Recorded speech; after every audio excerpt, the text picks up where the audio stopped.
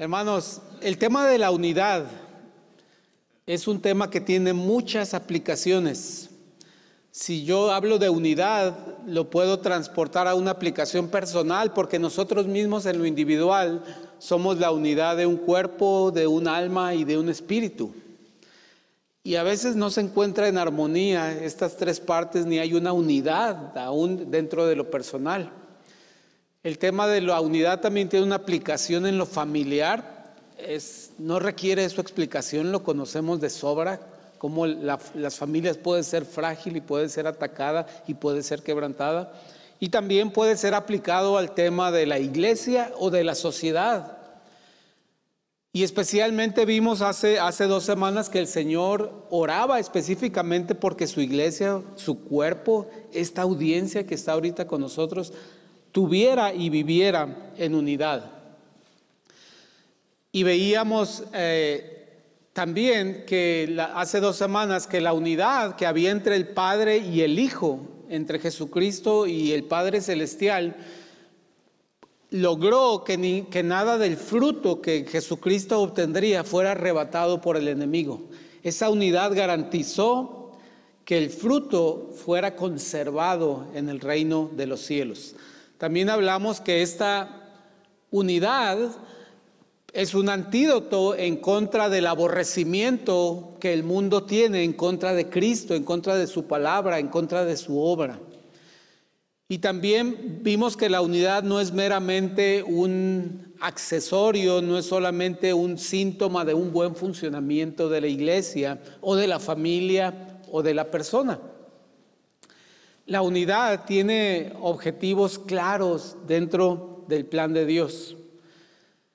La unidad tiene que dar un testimonio, sirve para que el pueblo de Dios dé un testimonio de lo que Dios puede lograr en medio de personas conflictivas, de personas problemáticas, de personas con carencias. Dios puede dar un testimonio y dice su palabra para que el mundo crea que tú me enviaste. Es uno de los objetivos de esta unidad. También la unidad logra una confirmación de esta creencia. Dice, para que el mundo sepa que me has enviado, dijo el Señor Jesucristo. El mundo tendrá la certeza de que tú has enviado al Salvador como consecuencia de que la unidad es evidente en tu iglesia. Y finalmente, también uno de los objetivos de la unidad es afirmar en este mundo que el amor de Dios sigue vigente, sigue patente y se expresa de muchas maneras para con el hombre, para que sepan que los has amado a ellos. Esos son los 3 objetivos que tiene la unidad. Sin embargo, hermanos, la unidad dentro de la iglesia, la unidad dentro de la familia y la unidad dentro de cada persona es puesta a prueba muy frecuentemente. Diría yo que la unidad es puesta a prueba todos los días, porque el enemigo del Señor, el Satanás, quiere destruir y mentir y robar esta unidad cada día, y tiene un plan para hacerlo cada día. Y el tema que vamos a ver ahora es esta unidad puesta a prueba, y qué es lo que tenemos que hacer nosotros para pasar esta prueba a la que es sometida la unidad. Y nuestro texto es el Evangelio de Juan, capítulo 18, versículos del 15 al 27. Y vamos a ver cómo esta unidad que había entre los discípulos de Cristo, esta unidad que había entre los discípulos y Jesucristo mismo, fue vulnerada, fue quebrantada, fue fragmentada esta unidad. Dice así este pasaje, versículo 15, y seguían a Jesús, Simón Pedro y otro discípulo. Hermanos, para ubicarme en este pasaje, ya estamos hablando de que Jesús estuvo con sus discípulos en esta última cena, donde les dio instrucciones finales, pero más importantemente donde oró por ellos, oró por sus discípulos, oró por sí mismo y oró por la iglesia, es decir, por nosotros. Y después de ese tiempo, Él hizo unos anuncios descorazonadores, anunció que había un traidor entre ellos, anunció que que no lo iban a acompañar a donde él iba a estar, que ellos se iban a dispersar con miedo. Y saliendo de ahí fueron a orar al huerto de Getsemaní, y ahí fueron encontrados por el contingente de guardias del templo que iban a arrestar a Jesús para finalmente tratar de juzgarlo por las herejías que según ellos había estado enseñando durante los últimos 3 años. Entonces ocurre este arresto de Jesucristo, es tomado por los guardias del templo y a unas autoridades romanas, y entonces es llevado a la casa del sumo sacerdote para ser examinado y ser tomada su testimonio y presentarle la acusación. Y es aquí donde comienza este pasaje. Repito el versículo 15: y seguían a Jesús Simón Pedro y otro discípulo. Y este discípulo era conocido del sumo sacerdote y entró con Jesús al patio del sumo sacerdote. Mas Pedro estaba fuera a la puerta. Salió pues el discípulo que era conocido del sumo sacerdote y habló a la portera e hizo entrar a Pedro. Entonces la criada portera dijo a Pedro: ¿no eres tú también de los discípulos de este hombre? Dijo él: no lo soy. Estaban en pie los siervos y los alguaciles que habían encendido un fuego porque hacía frío y se calentaban. Y también con ellos estaba Pedro en pie, calentándose. Estaba pues Pedro en pie calentándose y le dijeron: ¿no eres tú de sus discípulos? Él negó y dijo: no lo soy. Uno de los siervos del sumo sacerdote, pariente de aquel a quien Pedro había cortado la oreja, le dijo: ¿no te vi yo en el huerto con él? Negó Pedro otra vez y enseguida cantó el gallo. Padre, bendícenos con la enseñanza de tu palabra. Bendícenos con una aplicación que sea relevante y eterna en nuestra vida, Señor. Que lleve tu mensaje, tu bendición, y lleve la presencia misma de Cristo en nuestras vidas a través de la aplicación de tu palabra, Señor. En Cristo Jesús. Amén. Pedro es el protagonista de esta situación en la que la unidad es vulnerada, la unidad es puesta a prueba. Esa unidad que él tenía con su maestro, de repente se redujo a negar que lo conocía, negar que lo seguía y negar que había estado con él los momentos anteriores. Y hablando de Pedro, hay algo curioso en la vida de Pedro. Hay varias instancias en la palabra donde se menciona que Pablo 3 veces algo, donde se menciona que Pablo 3 veces aquello. Es decir, varias cosas pasaron en la vida de Pedro 3 veces. Y en diferentes lugares. Por ejemplo, en el aposento alto, el lugar donde celebraron la Santa Cena, la última cena, Pedro se jactó, hizo alarde de que nunca abandonaría a Jesús, que lo iba a seguir siempre a donde fuera. Esto lo podemos ver, dice en Mateo 26:33, respondiéndole Pedro le dijo: aunque todos se escandalicen de ti, yo nunca me escandalizaré.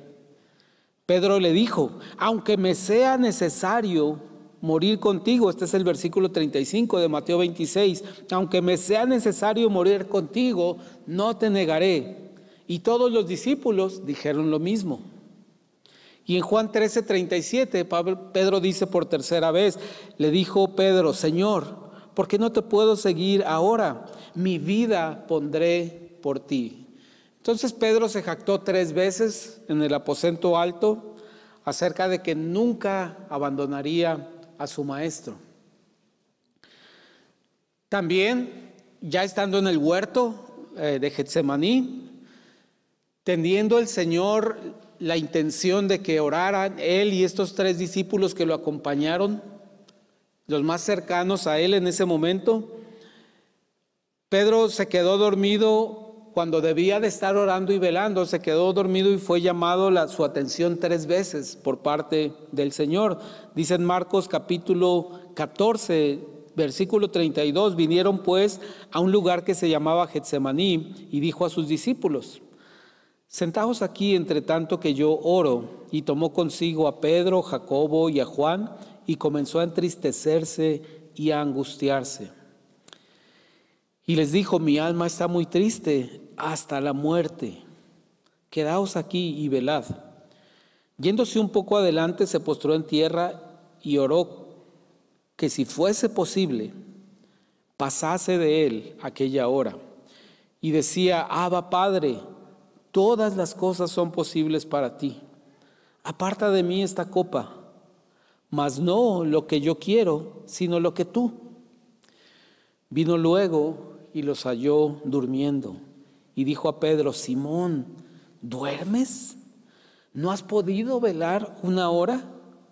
Velad y orad para que no entréis en tentación. El espíritu a la verdad está dispuesto, pero la carne es débil. Otra vez fue y oró diciendo las mismas palabras. Y al volver otra vez los halló durmiendo, porque los ojos de ellos estaban cargados de sueño y no sabían qué responderle. Vino la tercera vez y dijo: dormid ya y levantaos, vamos, he aquí se acerca el que me entrega. Entonces Pedro también fue necesario que fuera amonestado 3 veces acerca de quedarse dormido cuando debería estar intercediendo por la difícil prueba a la que iba a ser sometido su maestro en las siguientes horas. Lo que acabamos de leer, 3 veces Pedro negó a Jesús en el patio de la casa del sumo sacerdote. En espacio de minutos le preguntaron: oye, te me haces conocido, tú andabas con él al que acaban de arrestar, de Jesús.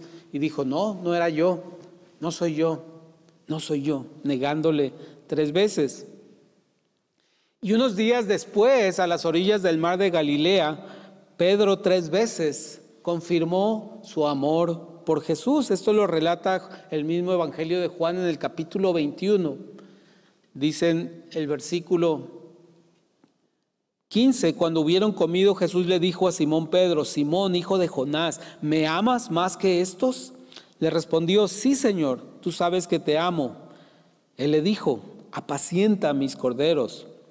Volvió a decirle la segunda vez: Simón, hijo de Jonás, ¿me amas? Pedro le respondió: sí, Señor, tú sabes que te amo. Le dijo: pastorea mis ovejas. Le dijo la tercera vez: Simón, hijo de Jonás, ¿me amas? Pedro se entristeció de que le dijese la tercera vez: ¿me amas? Y le respondió: Señor, tú lo sabes todo, tú sabes que te amo. Jesús le dijo: apacienta mis ovejas. Entonces, hermanos, al exponerles yo que a Pedro le pasaron estas 4 cosas 3 veces, no estoy tratando de atraer algún significado místico acerca del número 3. Esto simplemente significa que Pedro era un hombre intenso, tanto en su expresión, tanto como en la necesidad de ser amonestado. Pedro era intenso y él hacía alarde de que iba a seguir a Jesucristo, que no lo iba a abandonar. Él era intenso al contestarle al Señor 3 veces: sí, Señor, tú sabes que te amo. Pero también él necesitaba mucha amonestación. Era parecido a muchos de nosotros que con una sola vez parece que no entendemos el mensaje, no entendemos la situación. Y lo cierto es que en estas cosas Dios quería manifestar su unidad en el aposento alto, en el huerto de Getsemaní, en el patio del sumo sacerdote, a orillas del mar de Galilea. Eran momentos y escenarios perfectos para que se manifestara la unidad de Dios, la unidad del Padre en la vida de Pedro en relación con Jesucristo. Pero no fue así. Esta unidad fue vulnerada. Y si queremos verlo, la prueba fueron 2 en estas 4 situaciones. Fue puesta a prueba en la dependencia de Pedro y los otros apóstoles, la dependencia que tenían de Dios manifestada en oración. Y también la unidad fue puesta a prueba por la solidaridad que Pedro debió haber ejercitado y demostrado después del arresto de Jesucristo. Es decir, hubo estas 2 oportunidades de manifestar la unidad. orando para que Jesucristo pudiera afirmar su propósito de entregarse y de ser juzgado por causa del pecado de la humanidad, y también por la solidaridad de acompañarle en medio de ese trance, en medio de ese intenso trauma, ese intenso episodio en su vida. Sin embargo, falló las dos pruebas Pedro. Pedro no pudo ni mantenerse en intercesión por su Señor, ni pudo acompañarlo cuando más necesitaba esta compañía, cuando era necesario que se manifestara esta unidad. Hermanos, y lo cierto es que también nosotros vamos a fallar algunas pruebas de unidad, pero las vamos a fallar exactamente por la misma razón que Pedro falló. Pedro falló porque quiso llevar a cabo esta manifestación de unidad con su propio esfuerzo, con su propia voluntad, con su propia resistencia. Y lo que estuvo pasando es que Pedro en estas ocasiones se enfrentó a los tres enemigos que tiene todo creyente y de los cuales hemos estado hablando.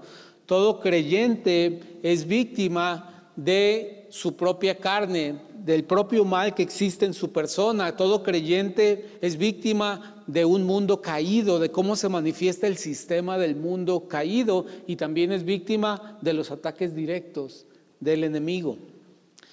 Pedro sucumbió ante los tres. En el huerto cedió ante la debilidad de la carne y se quedó dormido junto con los otros apóstoles. No pudo resistir esta amenaza y este ataque. En el patio del sumo sacerdote, Pedro no pudo resistir el alinearse con las personas que estaban ahí. Hacía frío. Y él dijo, pues aquí me puedo acercar y calentarme en este fuego, a unas sabiendas de la situación que estaba ahí, aún al exponerse a que le preguntaran y al mismo tiempo exponerse a negar al Señor Jesucristo. También fue expuesto a la tentación del enemigo en el aposento alto. Cayó en las artimañas del enemigo, y esto no era ninguna sorpresa, porque el Señor le dijo poquito antes, en el versículo 31 del capítulo 22 de Lucas, dijo también el Señor: Simón, Simón, he aquí Satanás os ha pedido para zarandearos como a trigo. Y también menciona el Evangelio que en esa reunión en el aposento alto, ahí estaba Satanás. Y Pedro no pudo sucumbir ante esto, no pudo mantener la unidad ante las presiones de la carne, el mundo y el enemigo. Hermanos, y todos estamos expuestos a esto. Todos estamos expuestos a estas tres amenazas. Y más nos vale no enfrentarlas como Pedro lo hizo, con su propio esfuerzo, con su propia fuerza de voluntad, con su propia inteligencia, con su propio impulso, con su propio arrojo. Y esto nos lleva a una conclusión importante hasta este momento en este mensaje. La unidad que Dios quiere que se manifieste en sus hijos, en su iglesia, no es fruto de las buenas intenciones o del esfuerzo de un hombre o de un grupo de hombres. No se trata de que nosotros mantengamos a base de amabilidad y buenas intenciones la unidad, porque la conclusión que deriva de esto es que la unidad es un fruto espiritual. La unidad solo la puede traer Dios a mi vida, a mi familia, a mi congregación, como fruto espiritual de mi vida. Es decir, no depende de mi persona, no depende de mis emociones, no depende de mi preparación ni intelectual ni social. Depende del fruto que Dios me da a través de su Espíritu Santo. Por eso, hermanos, unas horas antes de este episodio de que Pedro niega 3 veces a Jesús, unas horas antes, que para nosotros son 2 capítulos antes en el Evangelio de Juan, Jesús les había hablado específicamente acerca de la llegada del Espíritu Santo. Y les decía que el Espíritu Santo era la compañía que Cristo enviaba para que pudieran conservar la unidad en la iglesia. Y hermanos, sigue siendo lo mismo aquí y hoy. La unidad de la iglesia no la conservamos personas amables, socialmente aptas, educadas, cordiales, leales. No es así. La lealtad la conserva el Espíritu Santo. La unidad la conserva el Espíritu Santo. Por eso, hermanos, es importante que cada cierto tiempo revisitemos la palabra para aprender específicamente acerca de la importancia del ministerio del Espíritu Santo. Y aquí es donde yo hago una transición del tema de la unidad, que vimos que cumple propósitos para Dios, pero es puesta a prueba. Hago una transición al tema del Espíritu Santo, como aquel que conserva la unidad en la iglesia, conserva la unidad en mi vida y conserva la unidad en mi familia, y además de muchas otras cosas que hace el Espíritu Santo. El Espíritu Santo, que tiene un ministerio específico en la vida del creyente, desafortunadamente es una compañía enviada por Dios que a veces relegamos y le damos el lugar de una relación muy superficial. Hermanos, quiero preguntarles, compara tú en tu vida la relación que tienes con Jesucristo, la relación que tienes con el Padre Celestial y la relación que tienes con el Espíritu Santo. Dime tú si no, hermano, pareciera que esta relación que tenemos con estas tres personas de la divinidad de Dios es como esta siguiente ilustración. Es como si nuestra vida espiritual fuera ir en un automóvil y Jesucristo va manejando el automóvil. Nosotros somos el pasajero en el asiento de adelante. Y mantenemos una conversación con el conductor del vehículo. Y el radio está prendido con un volumen alto y se escucha por las bocinas la voz de Dios. Sin embargo, en el asiento de atrás viene el Espíritu Santo. Y casi no lo vemos, nada más cuando nos asomamos al espejo retrovisor. Y casi no lo escuchamos porque cuando nos habla hay ruido del camino, ruido de la conversación con Jesús y hay ruido de la radio. Pareciera, hermanos, que algo así pasa. Hemos relegado un poco nuestra relación, nuestra comunicación y nuestra sensibilidad a escuchar el Espíritu Santo, que es Dios. Es muy importante, hermanos, que podamos revisitar de cuando en cuando cuál es la función y la importancia del Espíritu Santo. Entender que es una compañía específica y suficiente que necesitamos en tanto que Cristo viene por su iglesia. Porque, hermanos, de todo lo que el Señor nos dejó del Nuevo Testamento, de todas sus palabras y de todas las cartas que se agregaron de los apóstoles, quiero decirte algo importante. Solamente una vez se menciona que Jesucristo está con nosotros, en nuestro corazón. Y esto es en Efesios 3:17, que dice: para que habite Cristo por la fe en vuestros corazones, a fin de que estéis arraigados y cimentados en amor. Es decir, hermanos, la realidad es esta: Jesucristo no está aquí, está sentado a la diestra del Padre. Nosotros hacemos muchas alusiones continuas a que Cristo está conmigo, me acompaña, pero lo cierto es que Cristo está sentado a la diestra del Padre. Quien está con nosotros es el Espíritu Santo. El Espíritu Santo sí está habitando dentro de nosotros y es el vehículo que Dios utiliza para comunicarse. Se comunica con nuestra conciencia, se comunica con nuestras emociones, se comunica con nuestro intelecto. Es la compañía de Dios que tenemos hoy en día, pero desafortunadamente en nuestra vida lo hemos mandado al asiento de atrás en este viaje que es nuestra vida espiritual. Por eso es importante que veamos cuál es su obra. Por eso Jesucristo en el capítulo 16 de Juan les dice que el Espíritu Santo tiene una labor muy importante. Dice el capítulo 16, versículo 8: y cuando Él venga, convencerá al mundo de pecado, de justicia y de juicio. Les dice, el Espíritu Santo habitando en ustedes va a tener una función de convencer a un mundo que los aborrece. Y los va a convencer de una manera que va a cambiar ese aborrecimiento en aceptación. Va a cambiar esa incredulidad en creencia. La va a convertir en fe. Y Él les explica por qué. De pecado los convencerá por cuanto no creen en mí.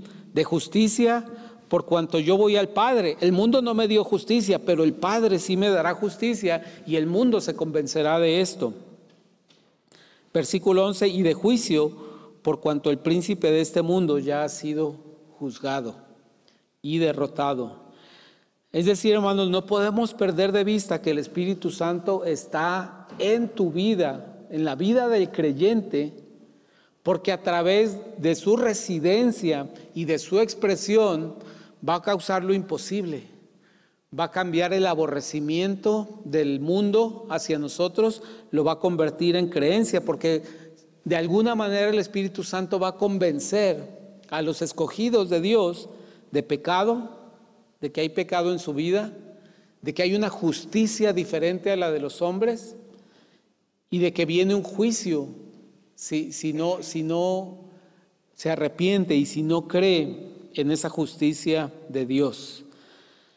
Es lo primero que Jesús les dice a los creyentes: el Espíritu Santo, el que va a venir y que les conviene que yo me vaya para que venga Dios expresándose a través del Espíritu Santo, es porque va a traer convencimiento, va a ser algo imposible, va a ser algo que con sus palabras y sus obras y sus acciones no van a lograr, pero el Espíritu Santo lo va a lograr habitando en ustedes.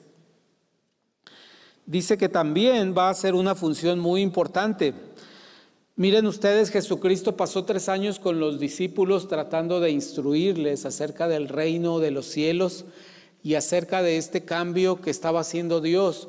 Es decir, que había hecho un pacto con Israel para relacionarse a través de una ley muy detallada y muy exigente, y que ahora estaba haciendo un cambio porque dice: ahora me voy a relacionar con el hombre a través de un pacto diferente, que no es la ley, sino es el cumplimiento de la ley, y es a través de la fe en el Salvador, de la fe en Jesucristo.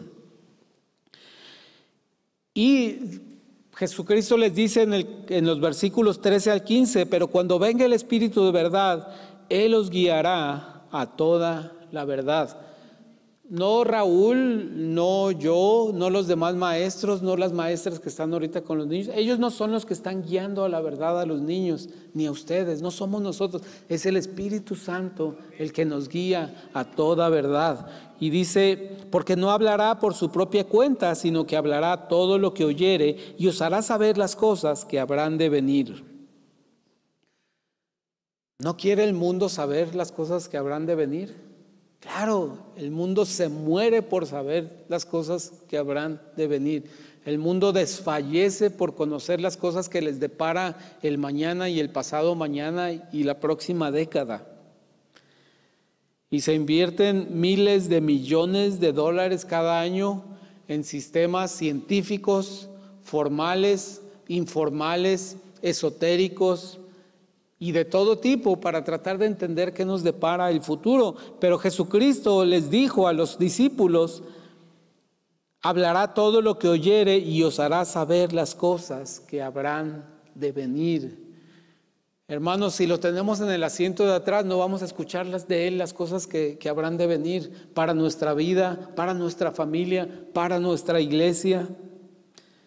Y dice el versículo 15: todo lo que tiene el Padre es mío. Por eso dije que tomará de lo mío y os los hará saber. El Espíritu Santo está en tu vida para enseñarte, hermanos. Está para cumplir una función de convencer a un mundo que nos aborrece. Está para instruirte acerca de Dios, de su naturaleza, sus atributos, su persona, y también acerca de las cosas que vendrán. No debíamos tener angustia acerca de las cosas que vendrán por esta afirmación de Cristo, que el Espíritu Santo os hará saber las cosas que habrán de venir. Y por último, hermanos, El Espíritu Santo tiene la función de estimular al creyente. Es decir, en medio de toda esta vorágine de problemas, sensaciones, retos, sentimientos, oposición en la que vivimos, el Espíritu Santo nos estimula dándonos consuelo y dando fruto en toda situación. Dicen los versículos de ese mismo capítulo 16, del 18 al 20. Decían pues, ¿qué quiere decir con todavía un poco? Porque Jesús acababa de decir todavía un poco y no me verás, y un poco más y me volverás a ver. Y se preguntaban ellos, ¿qué quiere decir todavía un poco? No entendemos lo que habla. Jesús conoció que querían preguntarle y les dijo, ¿preguntáis entre vosotros acerca de esto que dije? Todavía un poco y no me veréis, y de nuevo un poco y me veréis.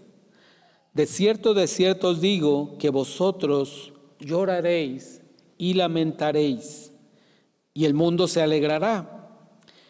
Pero aunque vosotros estéis tristes, vuestra tristeza se convertirá en gozo. El Señor nos está diciendo cuál será la obra del Espíritu Santo en tu vida y en mi vida. Una promesa que para nosotros equivale a una realidad futura. Aunque vosotros estéis tristes porque lloremos y nos lamentemos, nuestra tristeza se convertirá en gozo. El Espíritu Santo tiene la capacidad de producir en mi vida amor, gozo, paz, paciencia, benignidad, mansedumbre, templanza, no solamente cuando las condiciones son favorables para que esas cosas se manifiesten, sino que el Señor producirá este fruto, el Espíritu Santo producirá este fruto, aun cuando las condiciones son totalmente desfavorables. Él producirá gozo, paz, paciencia, benignidad, amor, mansedumbre, templanza. Es una promesa del Señor. Por eso, hermanos, tenemos que conocer cuál es el ministerio y la obra del Espíritu Santo. A mí me encantan los vehículos de los 70s, de los 60s. No sé si se acuerdan que los vehículos de esa época era muy común que en el asiento de enfrente hubiera una banca, un asiento de banca. Y podían ir sentados ahí 3 o 4. Era el vehículo perfecto para andar con la novia, porque puedes traer la novia aquí cerquita, pegadita, ¿no? No estaba el túnel de la transmisión aquí en medio, sino que podían, y la palanca de cambios estaba acá arriba. Me tocó, en lo personal, nos tocó experimentar eso a Margarita y a mí, que viniera aquí sentada, pegadita a mí, en un carro modelo 70. Pero, hermano, invita al Espíritu Santo a que esté en el asiento de enfrente. Sí cabe, hermanos. Aunque tu vehículo, tu vida espiritual sea un vehículo deportivo con 2 asientos pequeñitos enfrente, el Espíritu Santo cabe, y cabe el Señor, y cabe Jesucristo, porque ellos son uno, hermanos, y tienen una función específica. Pero el que está con nosotros hoy en día es el Espíritu Santo. Aprovecha el Espíritu Santo, hermanos. Está en ti y ya te equipó. Hermano, el Espíritu Santo no es un curso que voy con el capítulo 1 y después voy con el capítulo 2. No, el Espíritu Santo ya te equipó lo que necesitas para tu vida espiritual. Es solamente que aprendas a utilizar eso que el Espíritu Santo te ha equipado, y que puedas entender que este Espíritu Santo puede convertir la tristeza en gozo. Logra este milagro en la vida de los hombres, convierte la tristeza en gozo. Hermanos, una dolencia muy común de nuestro tiempo es la soledad. Aún en medio de la compañía, muchas personas experimentan soledad. ¿Qué significa esto? Incomprensión. Se sienten incomprendidos, se sienten que la gente alrededor no los entiende, no los acompaña. Y muchas veces, hermanos, los creyentes experimentamos esa soledad porque no entendemos el tipo de compañía que Dios nos ha enviado. De hecho, el Señor dice que es alguien que da consuelo.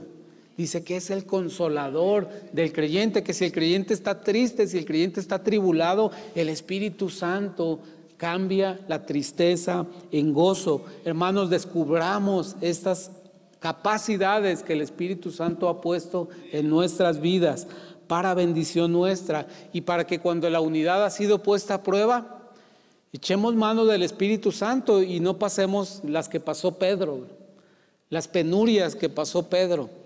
El Espíritu Santo está aquí para socorrernos, para guiarnos, para enseñarnos, para hablar por nosotros, para darnos las palabras, para convencer sin necesidad de que nosotros tengamos argumentos válidos para las demás personas. El Señor está reservándonos un lugar a la diestra del Padre. Es más, dice que estamos sentados en los tronos celestiales. Pero en tanto Él dijo, les conviene que yo me vaya porque enviaré a un consolador.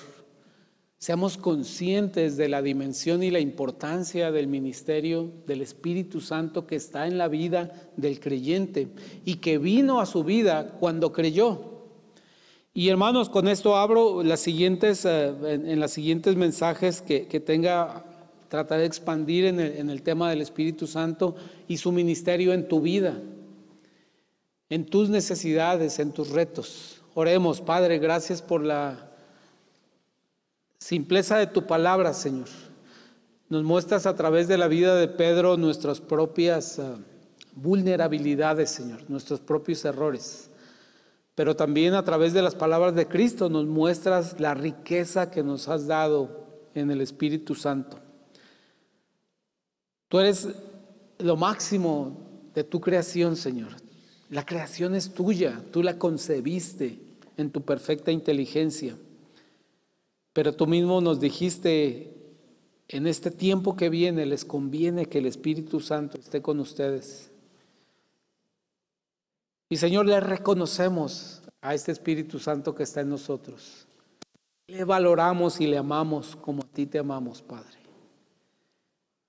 Enséñanos a revalorar esta relación que tenemos contigo a través del Espíritu Santo y la gran provisión que nos has dado, Señor, a través de Él. Que podamos explorar su amplitud, su riqueza, su perfección, su gracia, su amor, porque es una expresión misma de ti, Señor. En Cristo Jesús te damos gracias. Amén.